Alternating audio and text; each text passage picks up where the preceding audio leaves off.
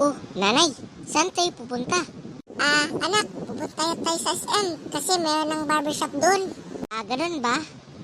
Malayo po ba ang SM? Oo, anak, malayo pa. Anong nangyayari doon? Hindi ako alam kung ano nangyari. Tara na, aantayan tayo sa mga traffic jam doon. A few minutes later. A few minutes later.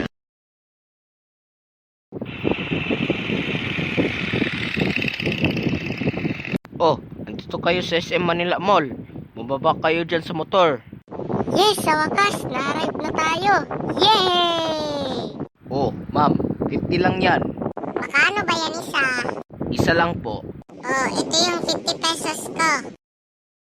Salamat. O sige na, bumaba na kayo dyan. O tayo na anak, pumapasok na tayo. Sige. O anak, andito na tayo. Tayo na, aakyat tayo sa taas. Sige po, Nay. O anak, umakyat na tayo sa escalator.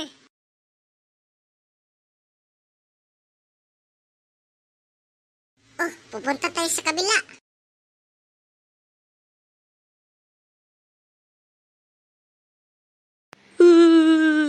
Sir, wag mo akong kakalbuhin, sir. Nay, bakit yung bata magsisitakbuhan? Ano nangyari? Sirang hinabulan yan. Ewan ko bakit yung siyang tumaktakbo. Bumalik ka dito bata ka, hindi tayo tapos. Bumalik ka dito! Yung tao pala ay ninahabol ng bata. Si Mr. Barber at hinahawak siya ng razor para sa buhok niya. Grabe, nakatakot eh. O tayo na anak, pupunta tayo sa barbershop at mapasok tayo. Sige. Oh, andito na tayo sa Bruno's Barbershop. Magpapapasok tayo sa loob. Sige po, inay.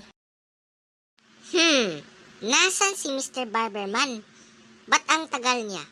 Ayaw nga pala. Hahabulin daw siya ng bata. Hay nako, ang mali naman tuloy ako. Sobrang pagod ako. Yung mga batang yun, tinakasan tuloy ako. Oh, ba't kayo nandito? Anong gusto niyong dalawa? Ay, sir, gusto ko sana kami gupit yung anak ko yung buhok kasi mataas daw yung buhok niya. Ang kulot eh. Ganun ba? Sige. O bata, halika rin dito sa loob. O, magsisiupuan ka dito.